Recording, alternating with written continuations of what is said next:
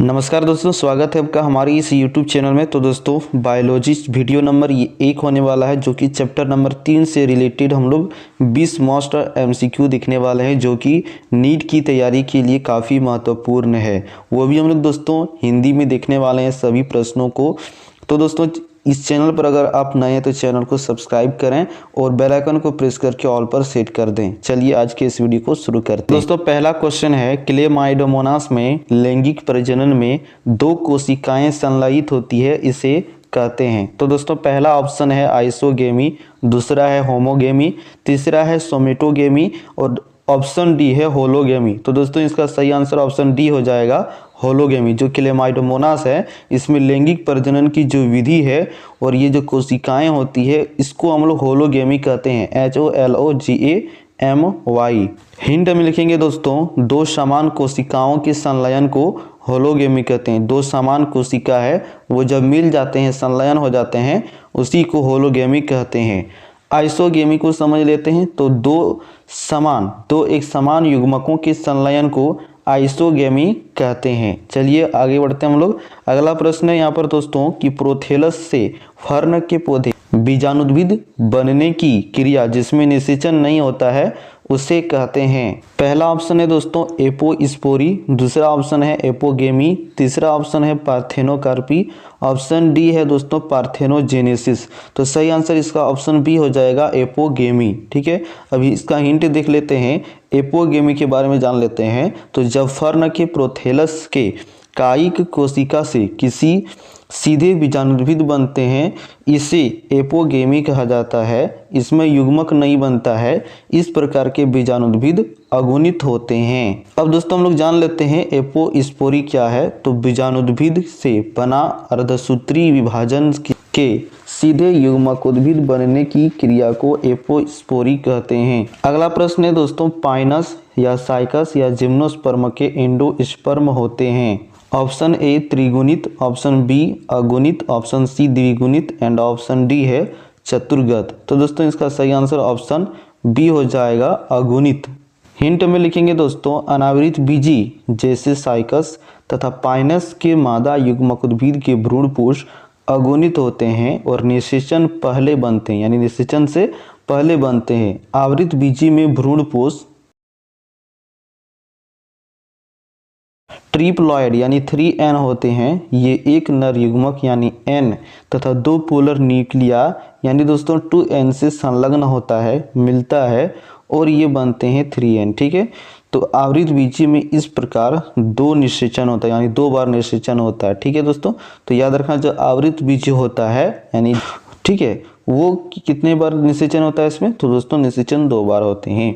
अगला प्रश्न है दोस्तों, स्लेजिनेला का जीव विकासीय लक्षण है। ऑप्शन ए है दोस्तों हेटेरोस्पोर, ऑप्शन बी है राइजोफोर, ऑप्शन सी है स्ट्रोबिली और दोस्तों ऑप्शन डी है लिगुल। तो दोस्तों इसका सही आंसर ऑप्शन ए हो जाएगा, हेटेरोस्पोर। इसका हिंट देख लेते हैं, स्लेजिनेला के जीवन चक्र में 2 प्रकार के बीजाणु, लघु बीजाणु और गुरु बीजाणु। लघु का मतलब छोटा और गुरु का मतलब होता है दोस्तों बड़ा, यानी लघु बीजाणु मतलब जो छोटा बीजाणु है और गुरु बीजाणु का मतलब जो बड़ा बीजाणु होता है वो इसमें बनते हैं। इसे विषम बीजाणुक कहते हैं। इसका स्लेजिनेला के जीवन चक्र में जैव विकासीय महत्व होता है।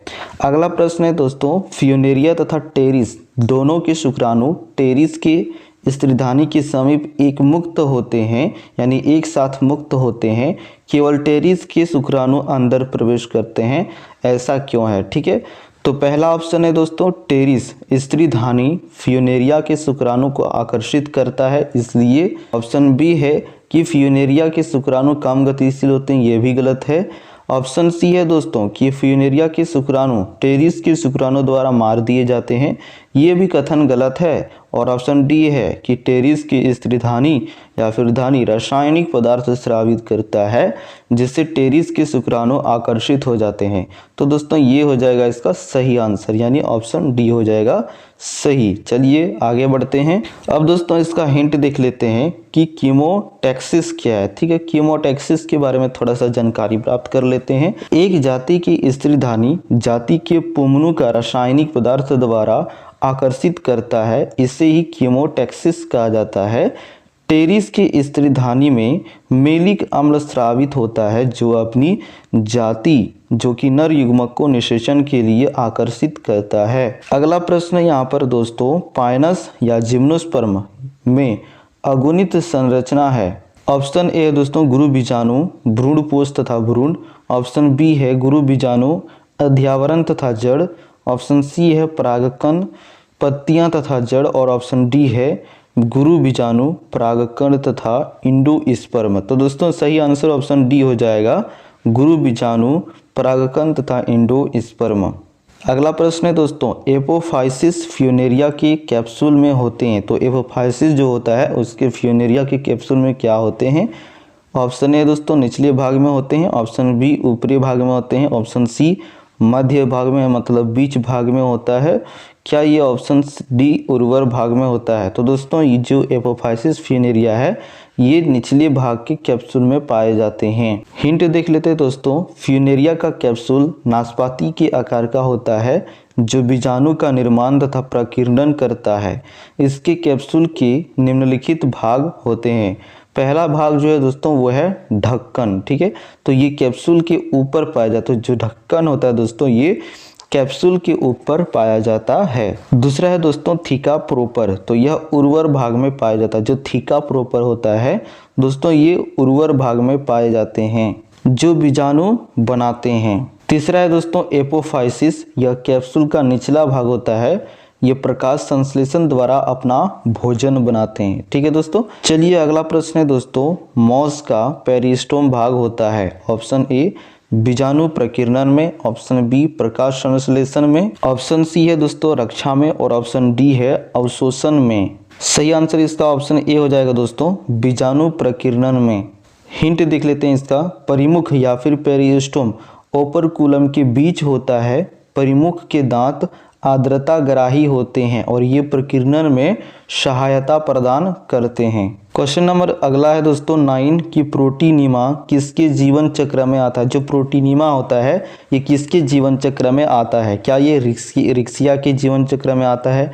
क्या ये फ्यूनेरिया के जीवन चक्र में आता है? क्या ये सोमेटोगेमी के जीवन चक्र में आता है? क्या ये स्पाइरोगायरा के जीवन चक्र में आता है? तो दोस्तों इस क्वेश्चन का सही आंसर ऑप्शन बी हो जाएगा, फ्यूनेरिया के जीवन चक्र में आते हैं।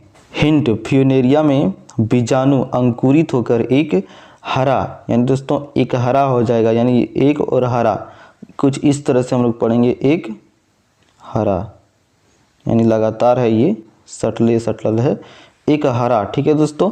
बहुकोशिकीय संरचना बनती है जिसे प्रोटीनिमा कहा जाता है। ये बाद में युग्मकोद्भिद में विकसित हो जाता है, बढ़ जाता है, ठीक है, ये बढ़ जाता है।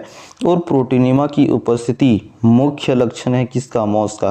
तो अगर आपसे पूछा जाए कि मॉस का मुख्य लक्षण क्या है तो उसमें जो प्रोटीनिमा उपस्थित रहेगा तो ये मॉस का क्या हो जाएगा दोस्तों? मुख्य लक्षण, ठीक है। चलिए आगे बढ़ते हैं। क्वेश्चन नंबर 10 है, स्पाइरोगायरा में संयुग्मन से या क्लेमाइडोमोनास में निषेचन से क्या बनता है? यानी जब स्पाइरोगायरा में संयुग्मन होगा और या फिर क्लेमाइडोमोनास में निषेचन होगा तो क्या बनेगा?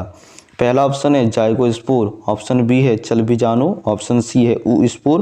और ऑप्शन डी है कार्पोस्पोर। तो दोस्तों सही आंसर ऑप्शन ए हो जाएगा, जाइगोस्पोर। हिंट, जाइगोस्पोर क्या है? तो दोस्तों हरे शैवाल के सदस्य स्पाइरोगायरा तथा क्लेमाइडोमोनास में युग्मक संलयित होकर युग्मनज बनाता है। इसके चारों ओर मोटा आवरण पाया जाता है। जो स्पोर अलैंगिक बीजाणु होता है जबकि स्पोर लैंगिक बीजाणु होता है। यानी जो दोस्तों जो स्पोर होता है वो अलैंगिक बीजाणु होता है और जो ए स्पोर होता है वो लैंगिक बीजाणु होता है। ये बात ध्यान में रखना होगा आपको। क्वेश्चन नंबर 11 दोस्तों, क्लेमाइडोमोनास में सबसे सामान्य लैंगिक प्रजनन है। ऑप्शन ए है दोस्तों isogamous. Option B anisogamous. Option C oogamous. और ऑप्शन डी है होलोगेमस। तो दोस्तों सही आंसर ऑप्शन ए हो जाएगा, आइसोगेमस। हिंट, क्लेमाइडोमोनास में लैंगिक प्रजनन निम्न प्रकार से होता है। पहला नंबर है दोस्तों आइसोगेमी, तो इसमें दो समान युग्मकों का संलयन होता है। दूसरा है एन आइसोगेमी, तो ऐसे युग्मकों का संलयन जो आकार में समान होता है लेकिन कार्यकी में भिन्नता होता है। यानी दोस्तों ये इसका जो आकार है वो समान होगा, लेकिन इसका जो कार्य होगा वो अलग अलग होगा। इसी को एनआइसोगैमी कहते हैं। तीसरा है दोस्तों ऊगेमी। तो नर तथा मादा युग्मकों के संलयन को ऊगेमी कहते हैं। इसमें नर युग्मक काफ़ी छोटा होता है, लेकिन जो मादा युग्मक होता है वो काफ़ी बड़ा होता है। चौथा है दोस्तों होलोगेमी। दो शिशु कोशिकाओं के संलयन को होलोगेमी कहते हैं। होलोगेमी किसे कहते हैं दोस्तों? यानी दो जो बच्चा है, नवजात शिशु है, इसके संलयन को ये जो मिल जाएगा तो इसको हम लोग क्या कहते हैं? होलोगेमी कहते हैं। क्या कहते हैं दोस्तों? होलोगेमी कहते हैं। अगला प्रश्न है दोस्तों, इनमें से किस एक का युग्मक उद्भिद सबसे बड़ा होता है? ऑप्शन ए साइकस, ऑप्शन बी आवृतबीजी, option C selaginella and option D moss. तो सही आंसर इसका ऑप्शन डी हो जाएगा मॉस। हिंट, मॉस में सबसे बड़ा युग्मक उद्भिद पाया जाता है। तो दुनिया में जो सबसे बड़ा युग्मक उद्भिद है वो किसकी है? मॉस की। चलिए आगे बढ़ते हैं। क्वेश्चन नंबर 13 है दोस्तों, ब्रायोफाइटा उभयचर है, यानी जमीन पर और दोस्तों जल पर दोनों पर चरते हैं, इसलिए इसको उभयचर कहते हैं ब्रायोफाइटा को। क्योंकि उसमें लैंगिक प्रजनन होता है। क्योंकि ऑप्शन में लैंगिक प्रजनन होता है तो ऑप्शन ए प्रजनन में जल की एक परत की आवश्यकता होती है, ऑप्शन बी है वे गीले स्थानों में होते हैं, ऑप्शन सी है वे अधिकतर जल होते हैं, यानी जलीय होते हैं, वो जल में रहते हैं, और ऑप्शन डी है उपरोक्त सभी या सभी उपरोक्त। तो सही आंसर इसका ऑप्शन ए हो जाएगा, प्रजनन में जल की एक परत की आवश्यकता होती है। अब दोस्तों हिंट में लिखेंगे हम लोग ब्रायोफाइटा के, यानी ब्रायोफाइट को उभयचर पौधा कहते हैं क्योंकि ये छायादार जगहों में उगते हैं। इसमें निषेचन के समय जल की आवश्यकता होती है। क्वेश्चन नंबर 14, ऐसा पौधा जिसमें बीजाणुद्भिद पीढ़ी युग्मनज द्वारा प्रदर्शित होती है। Option A pinus, option B selaginella, option C chlamydomonas and option D है ड्राइप्टेरिस। तो दोस्तों इसका सही आंसर ऑप्शन सी हो जाएगा, क्लेमाइडोमोनास। हिंट में लिखेंगे दोस्तों, क्लेमाइडोमोनास का शरीर युग्मकोद्भिद व अगुणित होता है। यह अलैंगिक विधि द्वारा चल बीजाणु बनकर प्रजनन करता है जो समयुग्मक होते हैं। युग्मक संलयित होकर द्विगुणित युग्मनज बनाता है। अगला प्रश्न है, पादपों का ऐसा समूह जो बीजाणु तथा भ्रूण बनाता है लेकिन जिसमें संवहन उत्तक तथा बीज नहीं होते हैं उसको क्या कहते हैं? ऑप्शन ए pteridophyta, option B rhodophyta, option C bryophyta, option D फियोफाइटा।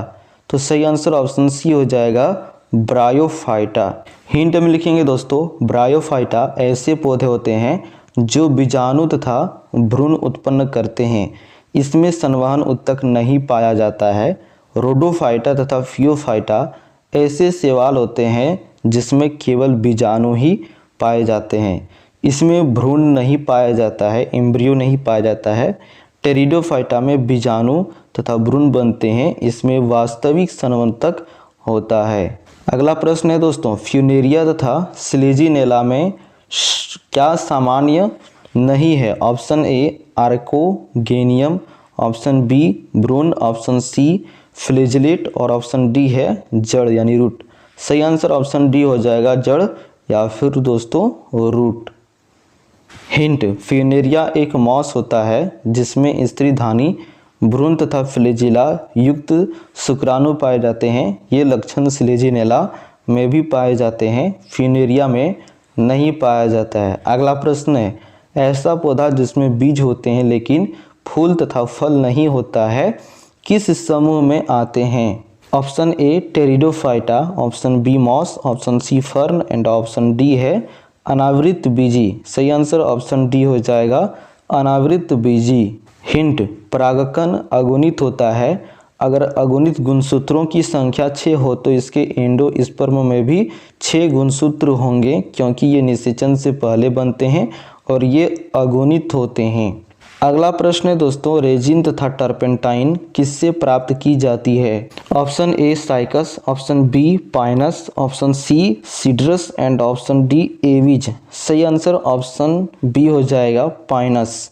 Hint, Pinus की जातियों से रेजिन तथा टर्पेंटाइन प्राप्त किया जाता है। सीड्रस से टिम्बर प्राप्त किया जाता है जिसका उपयोग ट्रेन की स्लीपर बनाने में किया जाता है। साइकस एक सजावटी पौधा होता है। अगला प्रश्न है टर्पेंटाइन किससे प्राप्त की जाती है? ऑप्शन ए आवृत बीजी काष्ठ से, ऑप्शन बी अनावृत बीजी काष्ठ से, ऑप्शन सी फर्नेस से एंड ऑप्शन डी है टेरिडोफाइटा से। सही आंसर ऑप्शन सी हो जाएगा फर्नेस से। हिंट, टर्पेंटाइन का निष्कर्षण पाइनस की लकड़ी से प्राप्त किया जाता है। अगला प्रश्न है दोस्तों और आखिरी प्रश्न है, पाइनस के परागकण में 6 गुणसूत्र होते हैं, अतः इसके एंडोस्पर्म में कितने होंगे? सही आंसर ऑप्शन क्या हो जाएगा दोस्तों? सी हो जाएगा 6। हिंट, परागकण अगुणित होते हैं।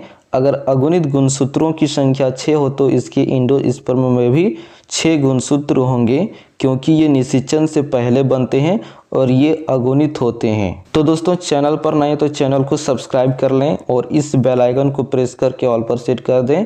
जाते जाते इस वीडियो को लाइक करके जाएं। मिलते हैं नेक्स्ट वीडियो में, तब तक के लिए जय हिंद, जय भारत। पढ़ते रहो और सीखते रहो।